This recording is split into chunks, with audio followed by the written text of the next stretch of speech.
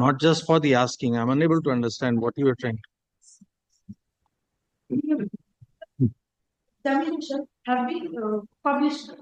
Now the difficulty is the persons who have been rejected, they should have appealed before the. So they have been granted some relief by the tribunal. They have been granted some relief by the tribunal. What is the relief granted? Appeal before the appropriate forum within 48 hours and the decision be taken. So what is the problem in doing that? So nothing has been done. My lord, it is not that the measures are taken value. It's an appeal, madam. Appeal to be decided. So what is the problem? Why have you challenged? We are unable to understand. Sorry. It was returned on 2011. So it will come on its date. But 20 has already come. We'll see why it has not come back. See.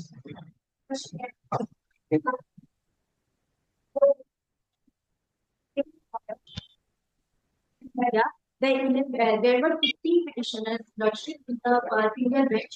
11 petitioners were granted the relief for remeasurement, and 4 of them were not granted the relief despite of having the height as they participated in the of the civil and recruitment board subsidy. You are for the private individuals who are not granted the relief. Lordship, the medical should be published in the lordship if it is not. All right, you give it. My lord. It is arising out of the single judge order. Wednesday we can have it. Wednesday. Wednesday we can have it. Then tomorrow. আমরা দেখছিলাম যে 23 তারিখে একটা hearing date ছিল, সেই অনুযায়ী আজকে 23 তারিখ আছে। কলকাতা হাইকোর্টের কোর্ট নাম্বার 4-এ এই কেসটা উঠেছে এবং এখানে 15 জন পিটিশনার যে মামলা করেছিল আমিনা খাতুনের কেসটা নিয়ে, সেটাকে বাতিল করে দেওয়ার ফলে 1-4-5-6 জনকে বাতিল করে দিয়েছিল সৌগত ভট্টাচার্যের সিঙ্গেল বেঞ্চ। সেইটাকে নিয়ে আবার উকিল ম্যাম আজকে এসছেন এবং সেই বাতিল করা কেসটাকে আবার দেখার জন্য বলা হয়েছে। তখন বললেন যে সেটাকে আবার কালকে দেখা হোক। তখন তারপরে পিআরপি ম্যাম বললেন এই জাজমেন্টগুলোর জন্য আমাদের রেজাল্ট পাবলিশ করতে দেরি হচ্ছে এবং তখন জানালেন যে অ্যাপিল করা হয়েছিল ওটা তো ডিসাইড হবে, ওটাতে চ্যালেঞ্জ করার তো কোনো কিছুই নেই। তখন সেই জন্য তাদেরকে বললো যে এই মামলাটা কবে ডেট আছে, বললেন যে 28 ফেব্রুয়ারি ডেট আছে মামলাটার।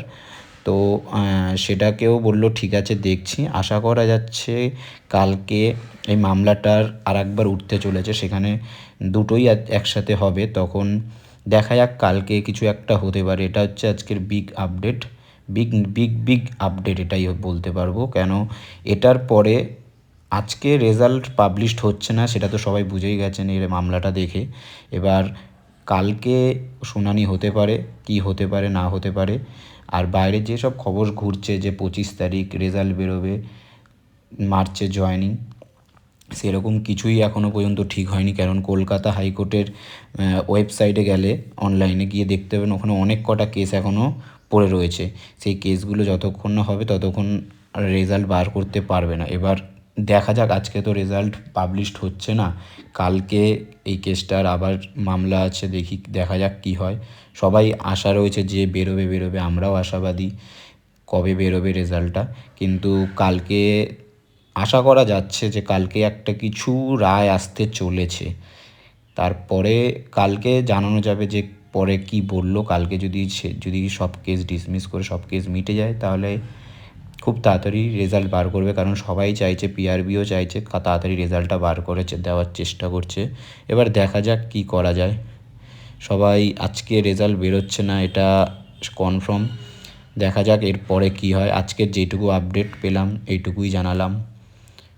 ধন্যবাদ।